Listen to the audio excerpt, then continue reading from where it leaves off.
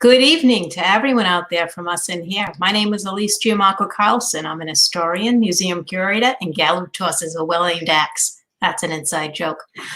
I welcome you to Duo Demonology's second show of 2021. We sincerely hope you will offer some major improvements over the previous one. That year, we hope. During this presentation, we invite you to contribute questions and comments relevant to our topic, to our panel, which tonight will be comprised of not two, but three demonologists. And you're unlikely to find that combination anywhere else. Throughout our show, we'll be monitoring entries, and your hosts will endeavor to respond. Coming up on the Duo Demonology calendar on Saturday, March 27th at 6 p.m. till midnight, XK Pierce House, also known as the Victoria Mansion, located in Gardner, Massachusetts, will provide the grand setting for a ghost hunt, duo style. More than just probing for what spirits may linger, the team will be directing an experiment in which all present will be called on to participate. Tickets are priced at $65, and at last count, 6 tickets remain. This would make a great Valentine's gift or birthday present, or just a present for whatever for someone you love.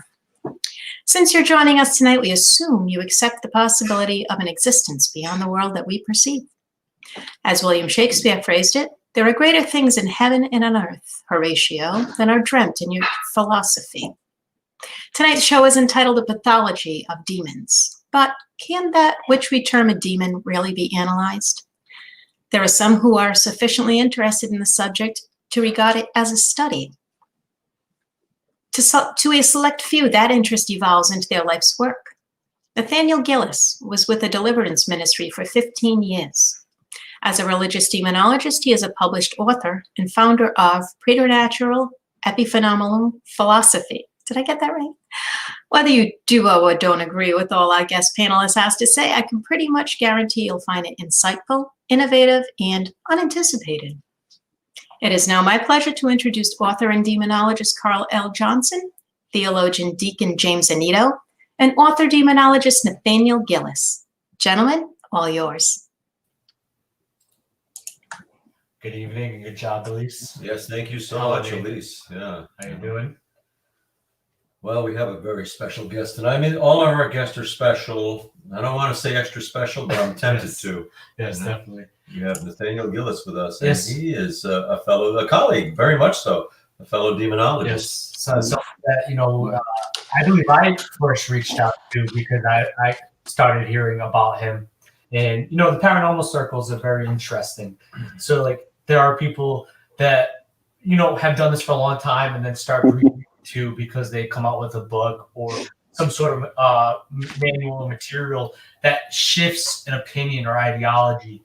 And I was hearing about him on interviews, and I reached out, and he said that he had heard about us, he did both of us, and of course you always hear about that because it's not about the ego. Sometimes you learn and you have to face the hard lessons of understanding that, but you understand that it is all about giving the knowledge that you seek from cases, and it's touched other people, himself and other listeners. So it's fascinating to have somebody on like him. Yeah, I try to keep my ego in a different box. Oh, do you? Yeah, I hope nobody opens it. But Mama said something funny. I think we have to have a change on this. I think we actually have a change coming on this in multiple different platforms coming up. But this is the second time we've had 3 demonologists on this show. We had your brother Keith on. Now we have. So it doesn't always happen. But I've never seen 4 demonologists in a room before. On a discussion before. I think Sounds at the beginning of a joke. I think we are propagating a little bit, And there's something about being a demonologist. I mean, you say you're a paranormal investigator. That's nice. Have you ever seen any ghosts? If you let it be known that you are a demonologist, and you say that audibly, suddenly there's no problem with social distancing. Everybody's going to give you your space. You stay up there, guy. I don't know what you're carrying. I'm gonna roll a new joke out, man. I hear that one all the time. I'm just kidding. That's a good one. Well, on the show, It's true, but everybody has an unfathomable idea of what it is. I still get emails. How many times do we do discussions on a YouTube channel. How many times have we done radio interviews? Nathan himself doing radio interviews. Our precursors, people are that do this as well, like Ralph Sartre, John Zaffis, prolific exorcists. That talk about people like Adam Bly, who's a layperson that teaches demonology to the clergy. So there's people that talk about it, but there's still people that watch the entertainment aspects of it, or don't watch the entertainment aspects of it, and think we conjure demons up, or think that we are involved. That in we're carrying them around with us. Yeah, that we're going to be like we're going to be like gothic passion? creatures. We're going to be like wearing black. Yeah, we just pull demons out of our pockets every now and then. It's like Pokemon. Yes. Pocket demons. It's Yeah, Beelzebub. That old song, "Catch a fallen angel and put it in your pocket." Yeah. Yeah. That's kind of funny. You're right, though, guys. I mean, my God. You know, if people ask me what I do, and I just don't tell anybody. I just I read stuff, you know, because you're right. I've had people, because you guys know that I grew up in the Christian tradition. My dad is a pastor now. And so when I first got into this field, people were thinking that I worship demons because I was a demonologist. And these are like Christian people that, you know, are deacons and bishops and stuff. And I had to sit them down one day, and I wasn't being mean or arrogant. I just said, okay, if a demonologist worships demons, does an oncologist worship cancer? Good way to put it. And they were like, well, no. And I'm like, duh, right? It's crazy, man. So there's a lot of people that have their own dogmas, and like I had to sift through that, but whatever. proctologist worships whatever his faith is. You know? Exactly right. Right. But going on that logic, you know, it's true, yeah. And I think it gives a little bit of a notion to our topic tonight, because, you know, when people think of pathology, they think of a disease or injury, right? The study of that. And I think most people jump to that conclusion because that's the standard thought pattern. But pathology has many different patterns to it. But in reality, to a disease, and what we study in demonology, unclean spirits, demons, fallen angels, there are many different concepts that have many different characteristics and interpretation and names.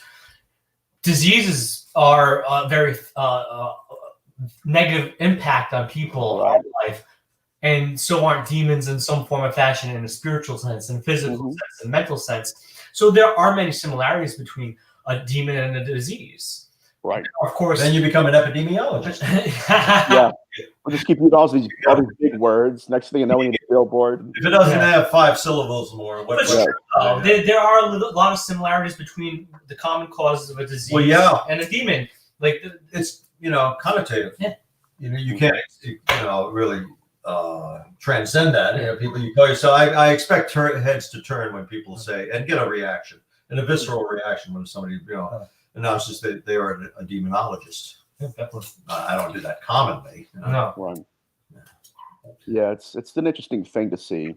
There's some people that, you never know who you're going to run into. There's a lot of people I've met, especially at bookstores, that are they're knowledgeable about it. Like, okay, I know this guy's a demonologist, and they know somewhat about the field, but there's always that one highbrowed dogmatist who comes out and says, you know what? If there isn't a hell, I'm going to create a hell or put a new, basically just judges you without even giving you a chance to explain what you do. So it's a part of the craft, I suppose. I think this is the segment of the show where we are able to shamelessly plug.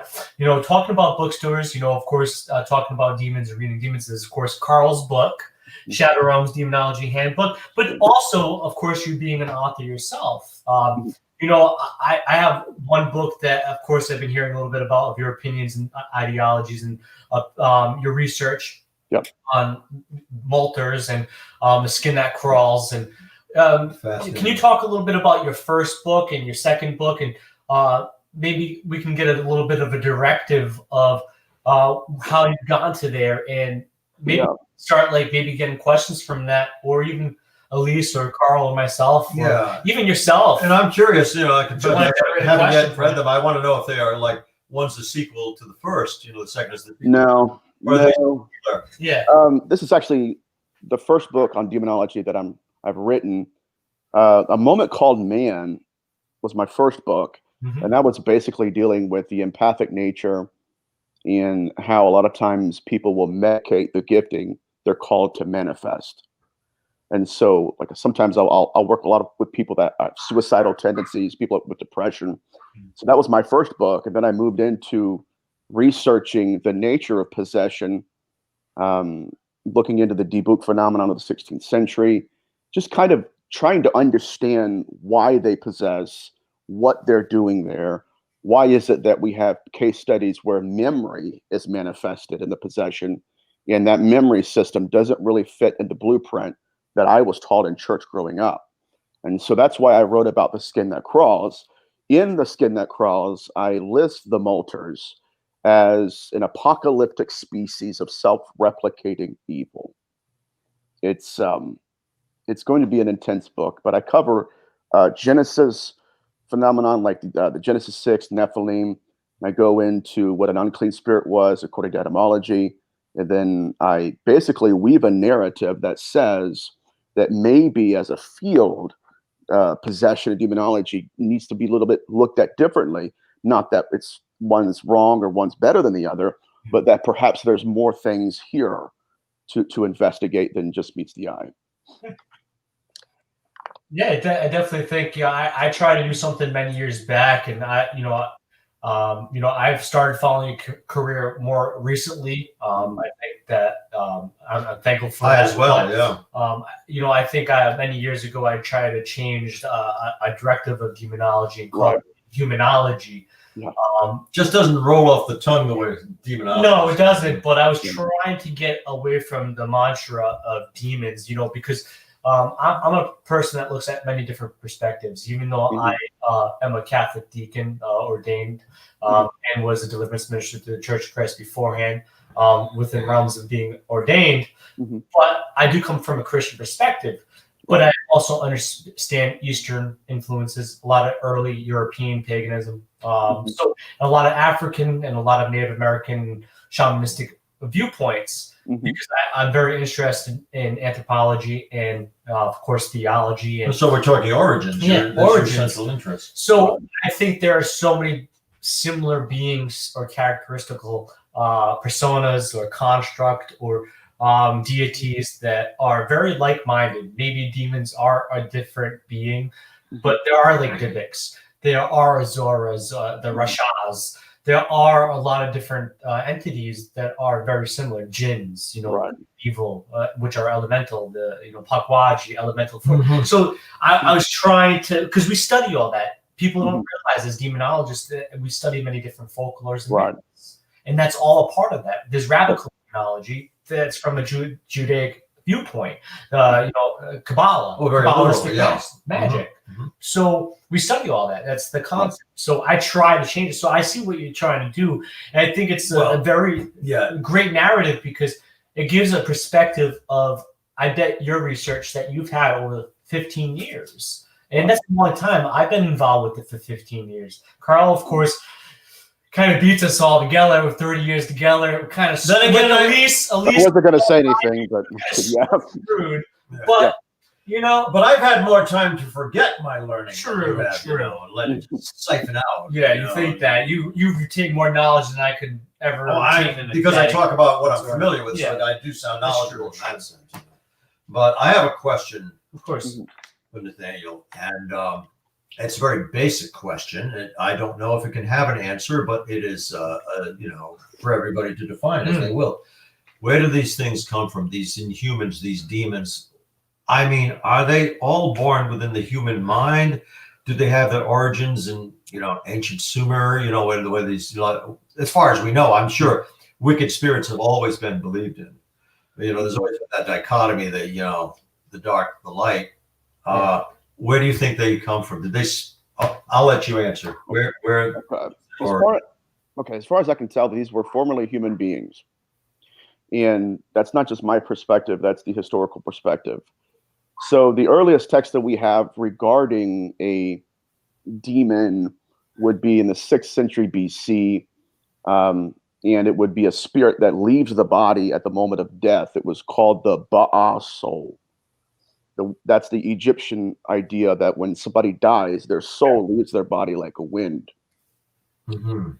And so the reason I go to that text is because it calls these demons Lil, Lil. And I always thought of Lilith, right? Lilith in the Jewish legend where she would go and collect the semen from men and she was a succubus and everything. It wasn't until I got into this manuscript that I realized that what they were trying to articulate was that this Lil spirit was defined as a spirit that would appear as an apparition. And first it had left the body as the wind, air, or breath. So it's consciousness. That was their tradition. So later on in folklore, they begin to witness afterlife phenomena. And so one of the reasons why this is a profound question is because when you get into the idea of the unclean spirit, the idea of what they called killing heirs, you can't help but find yourself in the book of Numbers, chapter 19 and 11, where it talks about the unclean spirit and how someone could contract uncleanness from this. It's very interesting. In that narrative, it echoes the sentiments of 3,000, 5,000 years prior.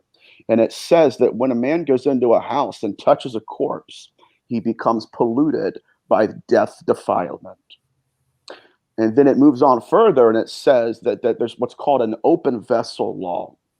Essentially, they said that it wasn't just coming in physical contact with a dead person that would defile you, but the air that left the body at the moment of death was in the house at the same time.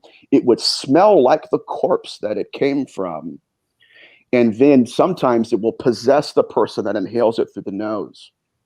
And so in that very narrative, we get the exorcistic rite from Catholicism, the sprinkling of holy water. So it was designed to cure somebody from corpse defilement. And that's why a lot of your exorcists in biblical antiquity, specifically, what was it? Oh, God. Yeah, anyways, he was an exorcist in the 1st century. And he put a root on his finger and he would lay hands on the demoniac and pull the spirit out of the nose. And so the idea throughout all of history was that when someone dies and they were either a bad person in life or they had a violent death, or if there was something that was traumatic that happened to them, they had a bad transition, that they would transition into being partially human, but there would be a darker, sinister evolution to their soul that would occur. And so when you have Lamishtu was supposed to be semi-divine, right? She's not divine, but she's not mortal. That semi-divine becomes, that happened because she was mortal, and then she died. And so she transitioned to this, what's called liminal position. And so like Lamishtu, they said that her victims were children. Right, I've heard. Yeah. Why? The reason they said that is because she never had children in life. She's very much retained some human attributes. She hasn't totally divested herself from terrestrial life. You know, she's got that imprint of humanity, even though she's now a spirit. Exactly right. She has memory. And so that's why when we get into pathology of demons, we have to look at the victimology. And so that's just such a fascinating subject. But that would be, okay, as far as my research has taken me, these entities are somewhere in the middle.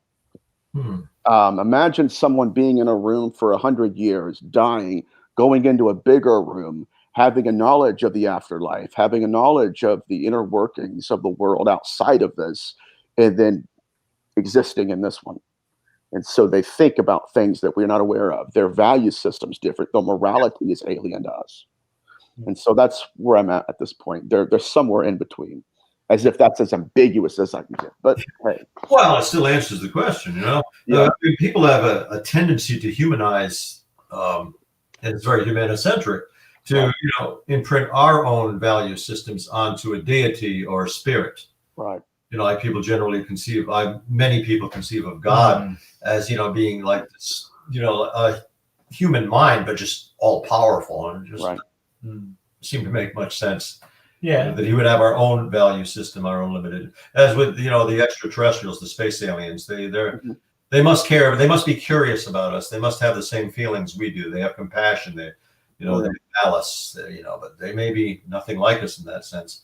I don't think we can understand them any more than chimpanzees can understand their, well, maybe we have a little better grasp than that, you know, the people researching them. Don't underestimate the chimps, though. Yeah. Yeah. Some of them are really intelligent. But I love those guys. That's their genus, pan troglodytes, chimpanzees, knuckle walkers. Yeah. So, you know, it's the concept here is that the witnesses of phenomenon in antiquity, they were witnessing this stuff and they were trying to place what they're witnessing in context to their environment.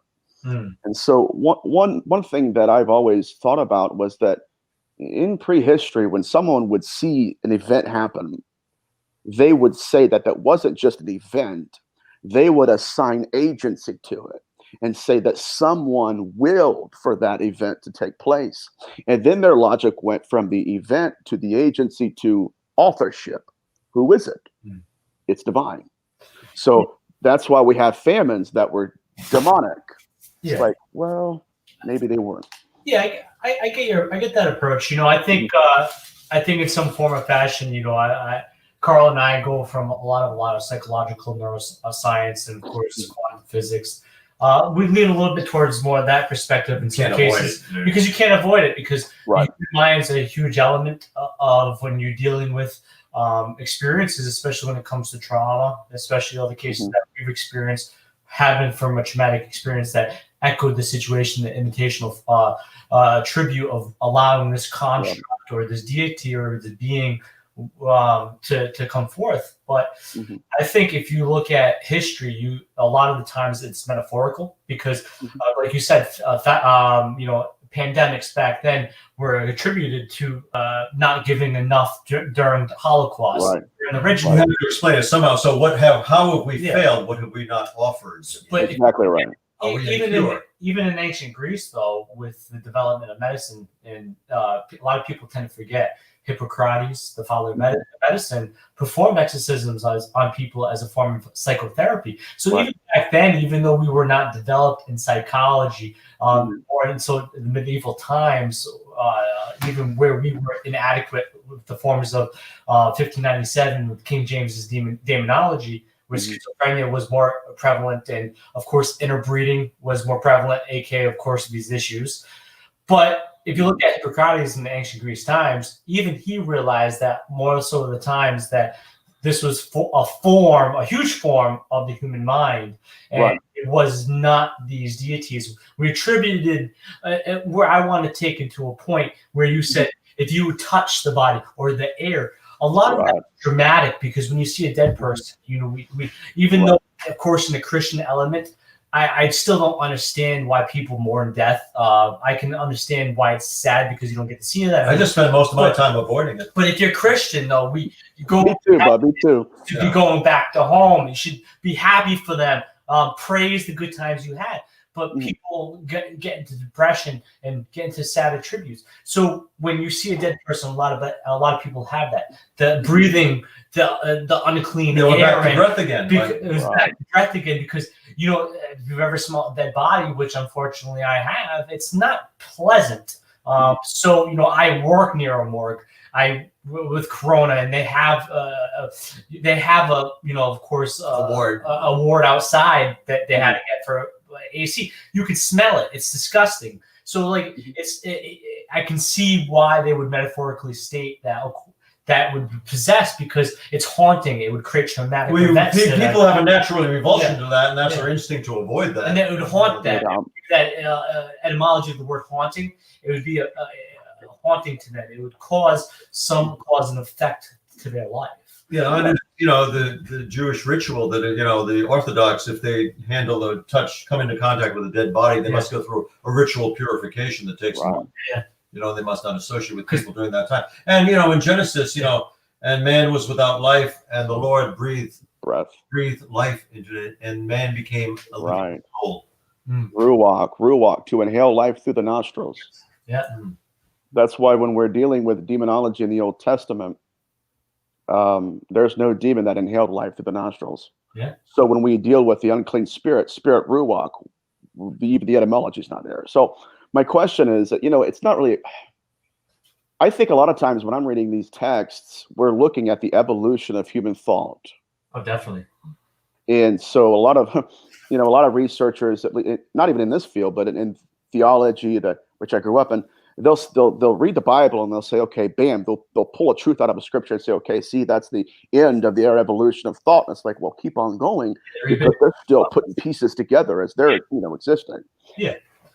But like people understand theology. We were talking about eschatology earlier because a lot of people don't know how to say, of course, the full title to your group. So we were saying eschatology. A lot of people don't understand theology. Of course, demonology is not even a technical branch off of theology. We were going through. It's off of angelology, but Right. there's Maritology. There's, of course, Christology. There's so many spectrums of theology, but people tend to overlook all those other things because they misconstrued and want and corporalized, and they want to have one set of being because it's easier for them.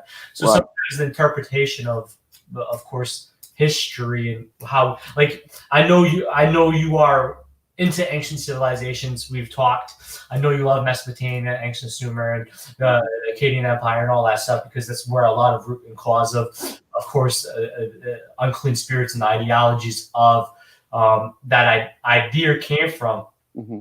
But there were so many different concepts. Even there was, I forgot off the top of my head, maybe it even was Mesopotamia, but there was even a certain civilization back then that believed when you were dead, you became one with the earth and you become an earth creature, a ground creature. Mm-hmm. I can't think off the top, but there were so many different opinions. That was maintained by the Grecians too. I mean, it didn't start with them. Yeah. But, it's a very old concept. But the Hebrews followed after that, as far as the belief that you go into the ground and it's Sheol, and it's at best a very dismal existence. Basically unknown. Yeah, another one too is a lot of people. So I think when we're in a Western standpoint, I know we try. I know Mama Elise is very into it too because of martial arts background, but Eastern religions and Eastern belief, like a lot of people don't realize, if you look at the branches of religion, all religions basically pinpoint from animistic belief system. Mm-hmm. Animism. A lot of people don't understand animism. It's everything's life. Japanese Shinto has a very close origin. Anima is the life force. Everything's life. Yeah, everything's life. So. But even when animism started adapting into Hinduism, and of course those other Shinto, of course Shintoism is very influenced in Onis and demons, and Hinduism, and also the gods and goddesses always fought the demons. Emperor system, fires. The emperor was divine.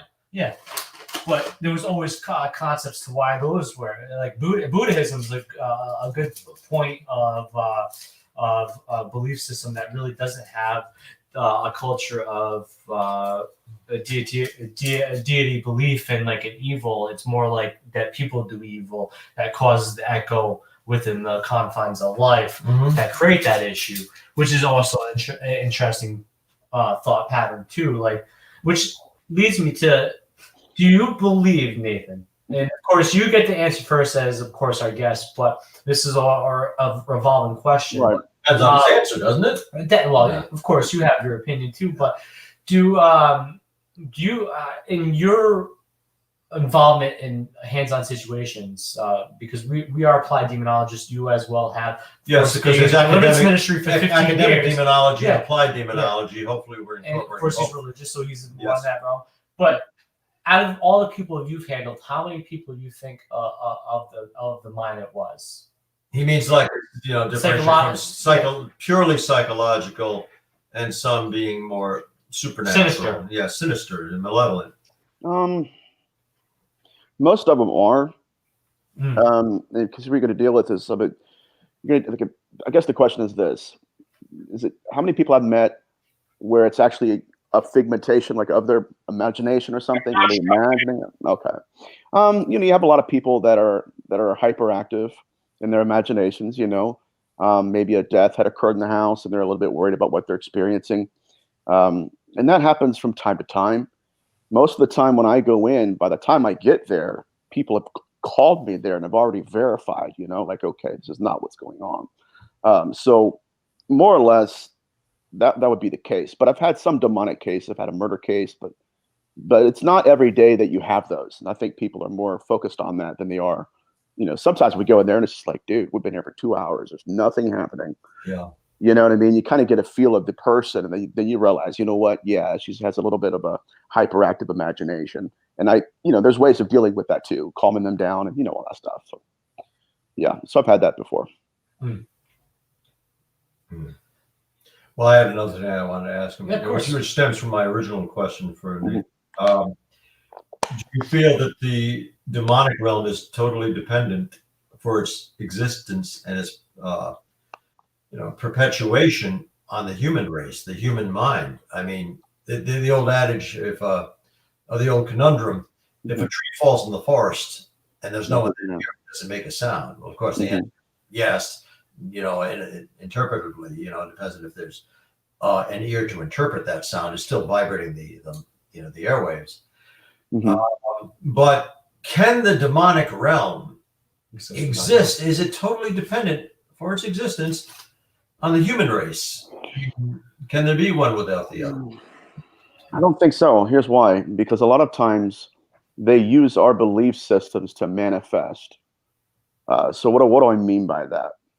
So a lot of these entities will create images just to see if you believe in that image, and then they'll step into it as a way of communicating. Yeah, imitation. Yep. Yeah, they used to call them idols in biblical antiquity. They would create an image, and then the consciousness would possess it and communicate through it. Also, effigy too is another good way.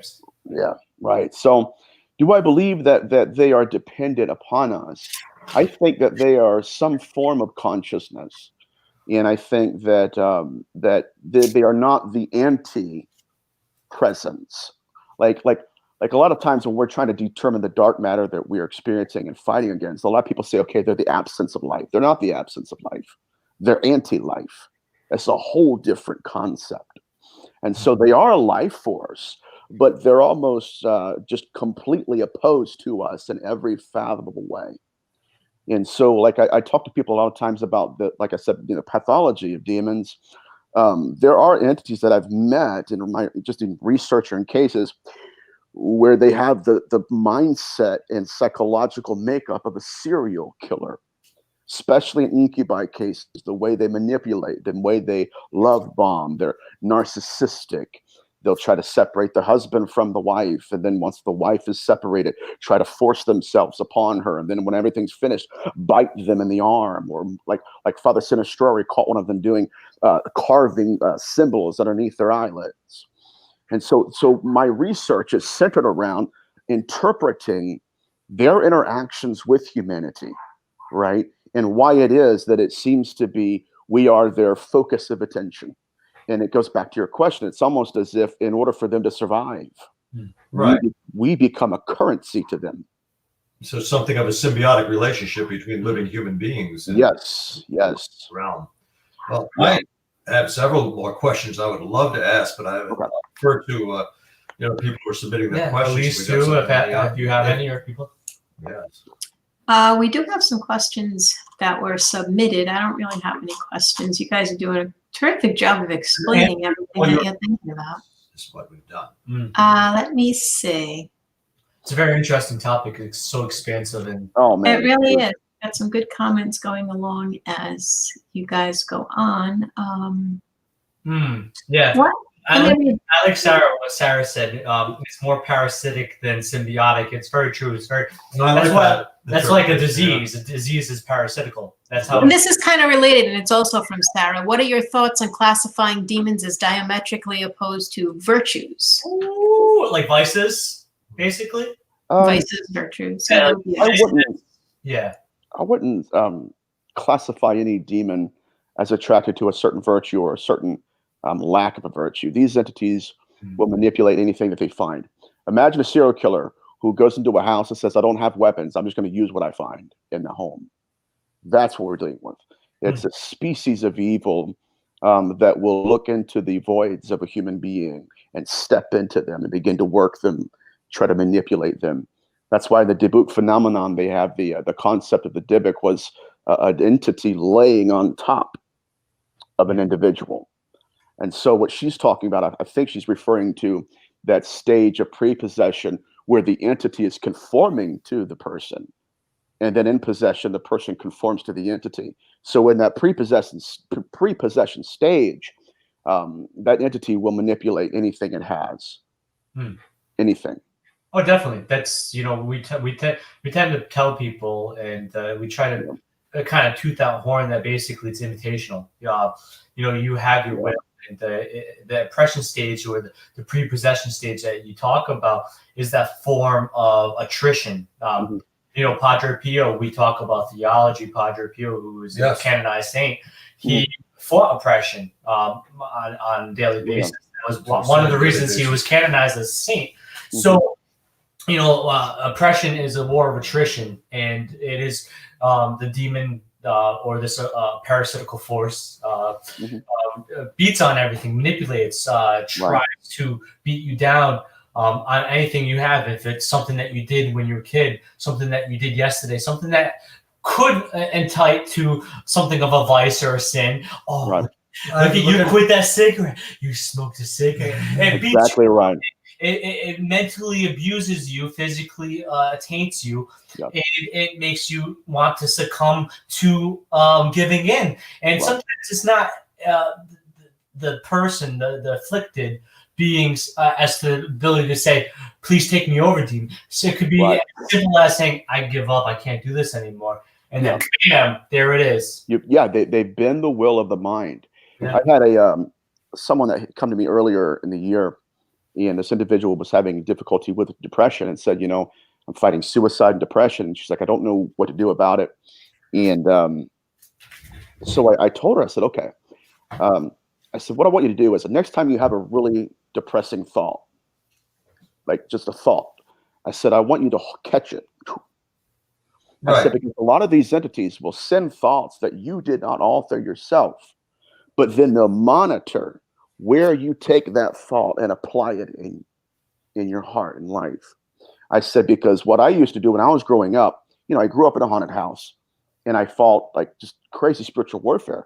But the only way I learned to survive that haunting was to catch the thought they would send, because I was using it and taking it to, the thought would be, you're unworthy, or you're ugly, or something stupid that they would lie about. And then I would catch it, and I would realize, like, man, I agreed with that thought. Really? I caught it. Wait a minute. Yeah. When the moment I agreed with what they said, that's authority, and that's consent. And that was one of the ways they were worming their way into my life. And so they would stalk that thought. Okay, I'm going to send a thought of hatred. Where is he going to apply that thought in his life?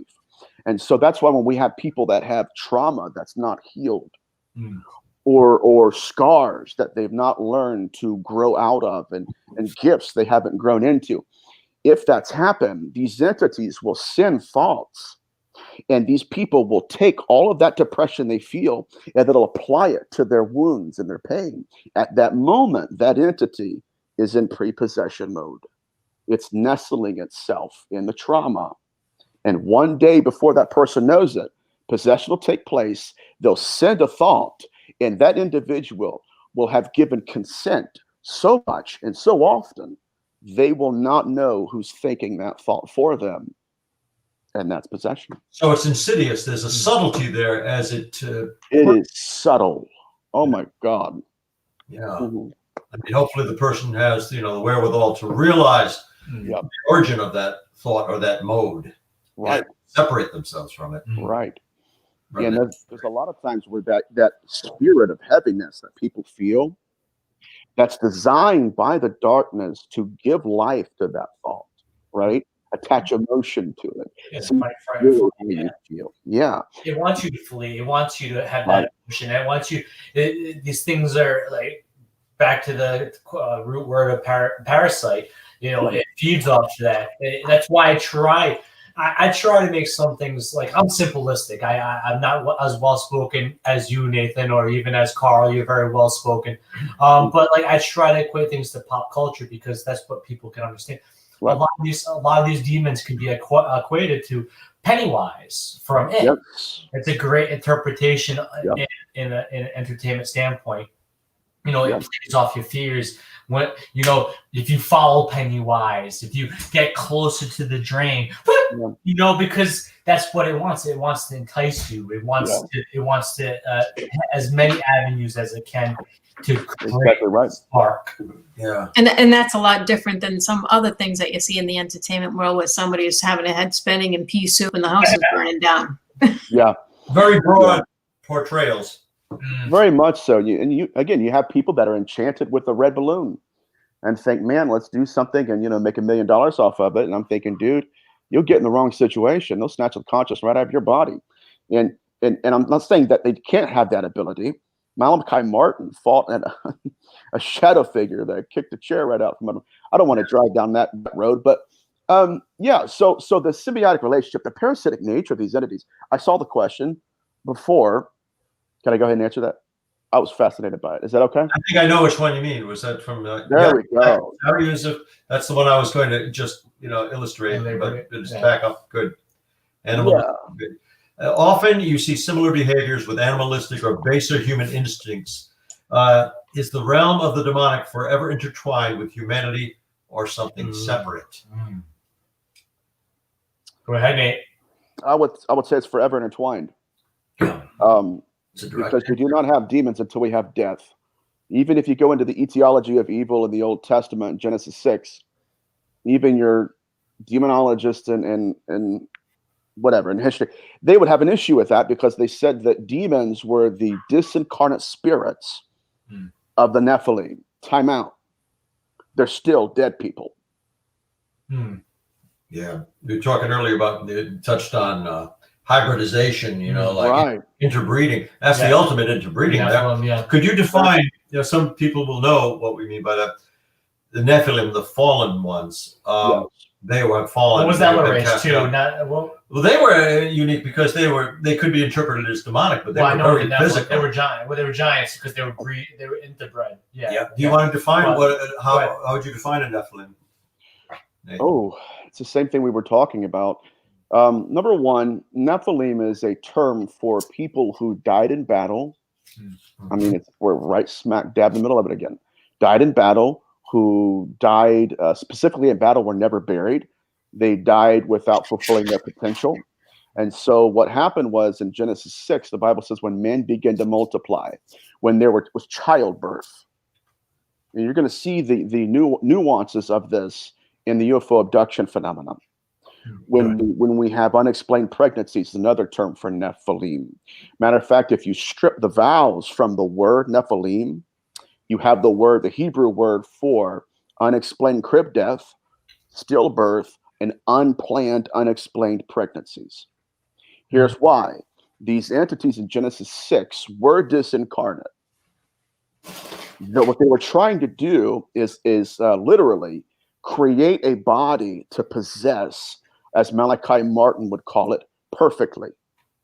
And so where we're used to transient possession, as James often says, where an entity will pick out dear and Edna, hang out with her for a couple days, spit green pea soup, and then leave.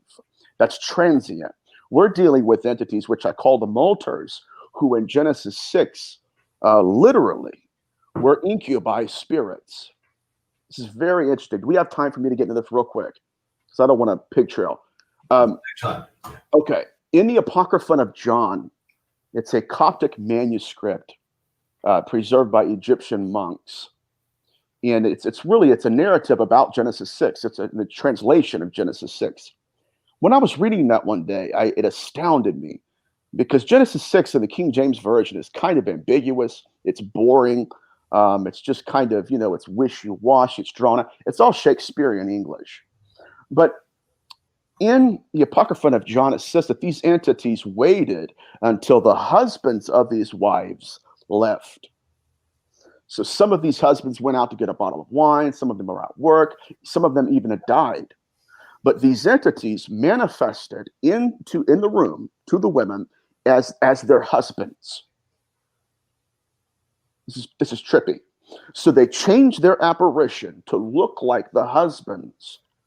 And so now they're going into the room. The woman says, okay, that's my husband. And then these entities groomed her into intercourse. Upon conception, wink, wink, they performed a necromantic ritual. Evoking the dead. This is crazy, man.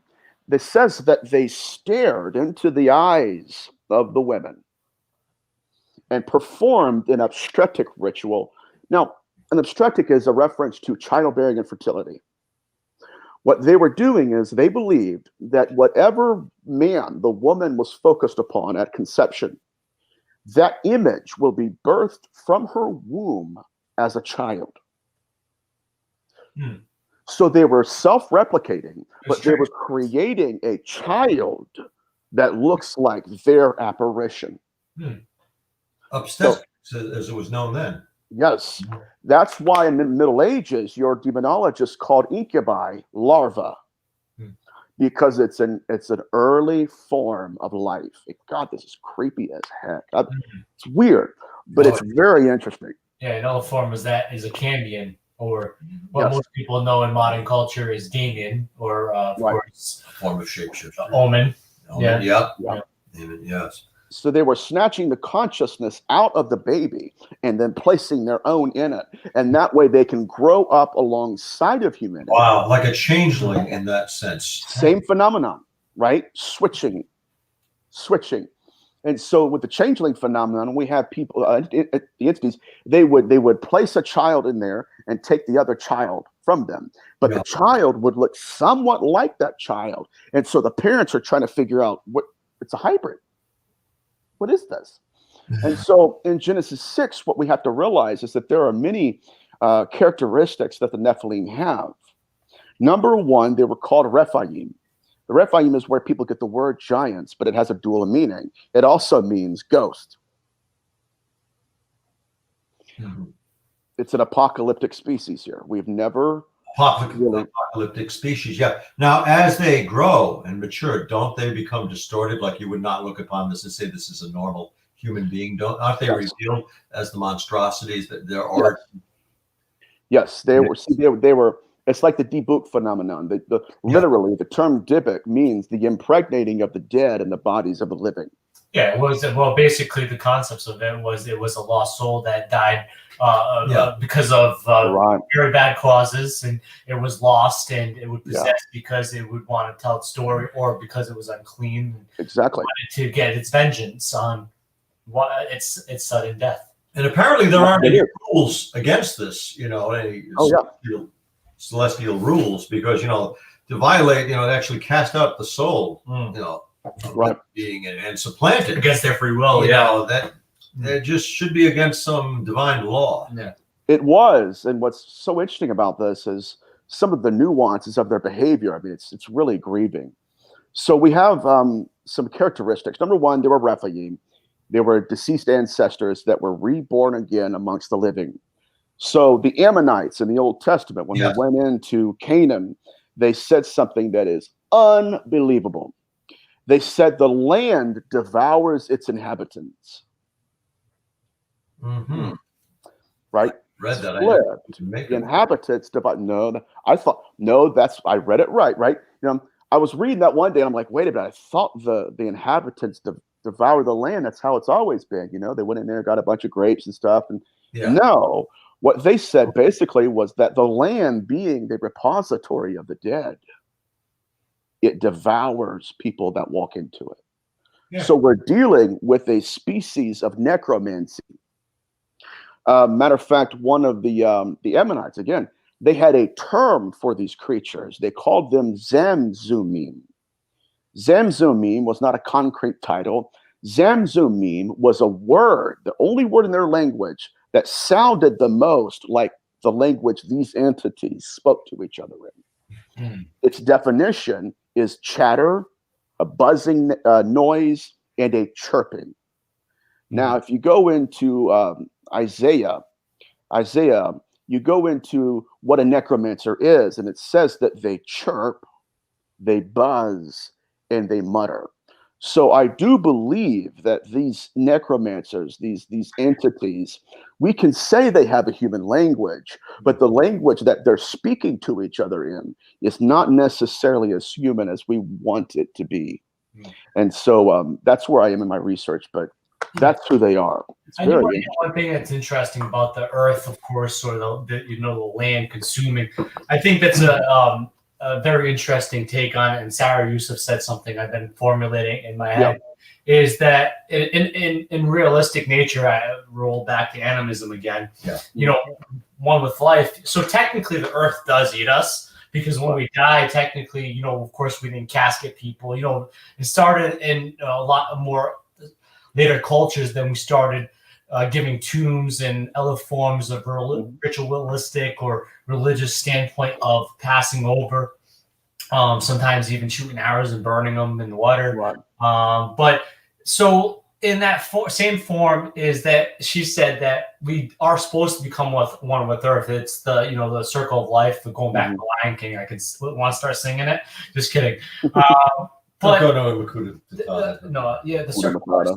Come on, but the circle of life though, and she says we technically all eat our dead ancestors because in reality, even though not necessarily because they casket, but technically we're all supposed to become one with it. We're the soil. Look at how we grow our vegetables. We're growing cow shit half the time.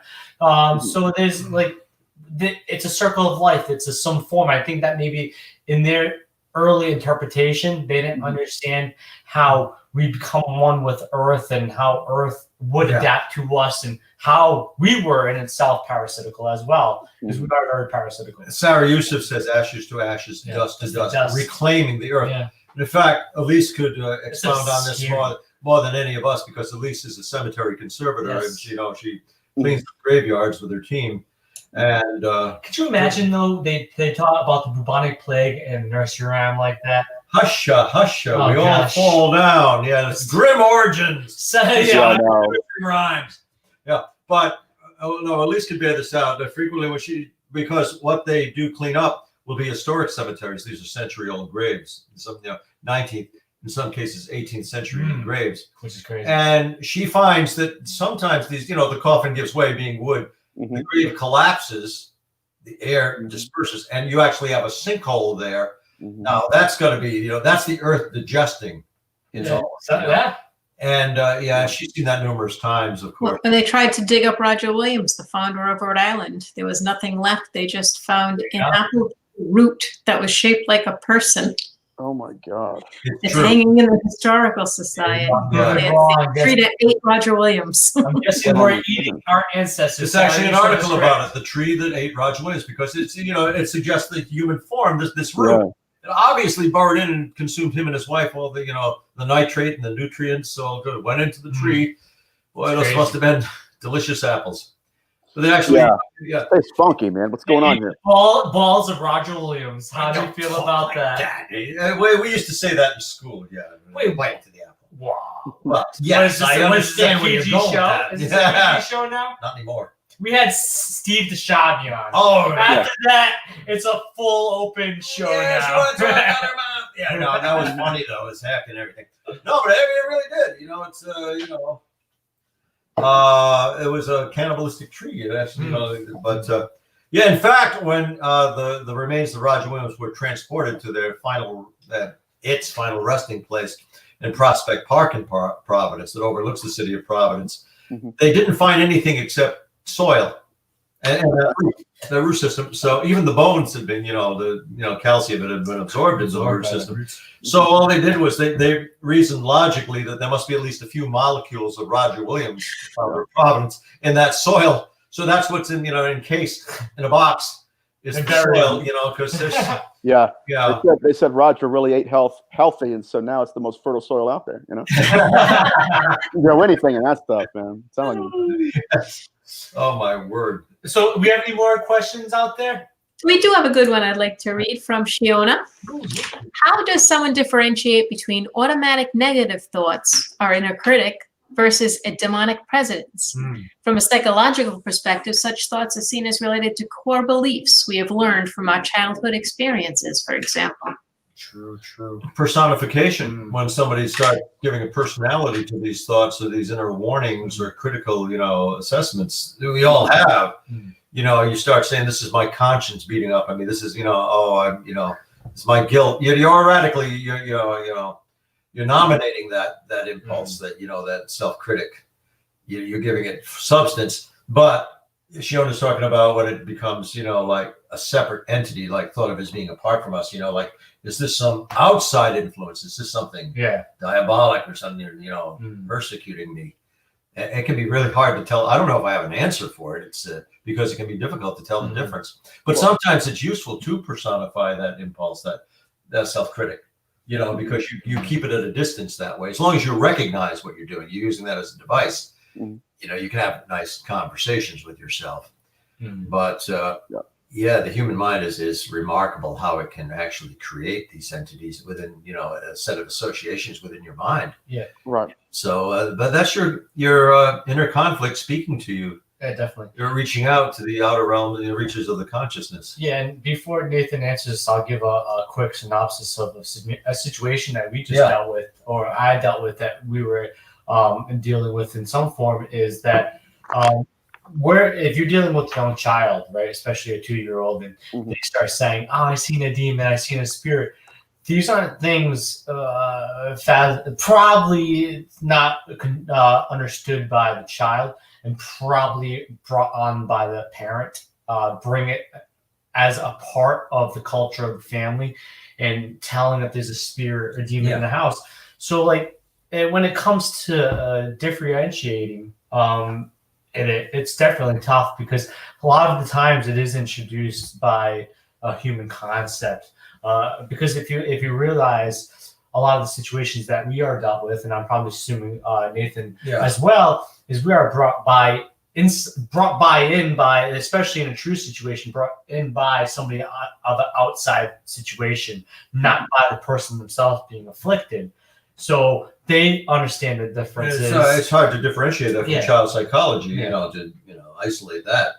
But because the child has a boogeyman. So it's whatever they call it. That's a boogeyman in his room. It's something external. Boogeyman came into his room or her room, was terrorizing the child. Is that coming out of their mind? Could be something they watched and it becomes a construct. I think it's when it comes to astrology and metaphysics and stuff like that, I can be supportive of it, but one of the things that they talk about, which is in some forms of what we're talking about, is their terminology of artificial intelligence. That's what that they talk about. Then you got the construct. Create some construct, and something that is produced and then functions with autonomy, with its own intelligence. Yes, Philip experiment. Yeah. Oh yes, in some form. Yeah. What do you know of such things, Nathaniel? This Philip experiment. I've heard of that. Conjuring up Philip. You know what I mean? Oh, okay. For those, I'll go ahead and tell you guys. If you would, please. Philip experiment. So there was a group of parapsychologists, and they created a fictitious ghost. And they had everybody that would create a name, title, like history, and all this stuff. And then they had a seance and paid a medium to conjure a spirit. They didn't tell her anything about who it was. And guess who came forth? Philip. Philip came. Now, he came in and confirmed all of his history. This is very deep. We could do a whole nother show on this, man. Very deep. But it confirmed everything that they had given him. Like, they authored his existence. It shows up. Now, that wasn't Philip. What that was a spirit that was given form, given a history, given an existence. Not that it didn't exist already, but they gave it an identity. And it stepped forth. It's almost as if they spoke a word, it stepped into it. And now you have a ghost. So that's why one of the reasons in biblical antiquity, God was always against making idols, especially of himself, right? Don't make an idol, an image of me. Why? Because somebody else could step into it as me and act like, I have the same history and everything. And so the concept of imagery that these entities will manipulate, it's been there the whole time. And that's why I do think that these molters in my research are the extraterrestrials that people are experiencing. I just think what the ETs are doing is they're creating another religion and hiding behind that mask to interact with the world. So you're in I've used this in another way. Go back to pop culture for people to kind of understand in reflection. Are you thinking of like Encounters with the Fourth Kind, where they are not necessarily celestial, but they're extraterrestrial. They are of this universe. They are of this own. So it's interesting. I think that is an interesting theory. I've heard that so many times. It's just a theory, yeah, but it's still interesting, man. I mean, I think they are interdimensional. I think it's phenomenal. I think there is some connection, man. It was a spooky movie, especially when they look like shadow persons. The entities they capture, because you can start believing it. They capture these things, not the first time, but then they keep filming and they have a surveillance camera. They actually capture shadow entities, and then they hear this gibberish. And the scholar interprets that as ancient Sumerian, language. That was the creepiest movie I've ever seen in my life. I watched it with the lights off during a thunderstorm. It was pretty spooky. Holy water here and Hail Mary's there. It was creepy, man. I remember watching that when I was real young, man, and I'm thinking in my mind, what did I get myself into? No, look, now you're a demonologist. See that really? Yeah.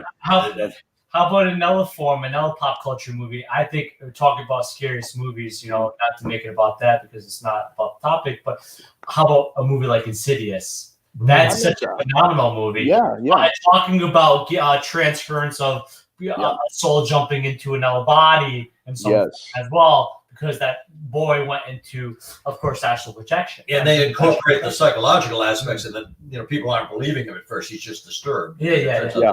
So that's another pop culture reference to that question. Yeah, exactly right, man. So, I mean, maybe one day we can, and I know we'll probably talk about this concept later on. We don't have to do a show if you want, but whatever you guys want to do.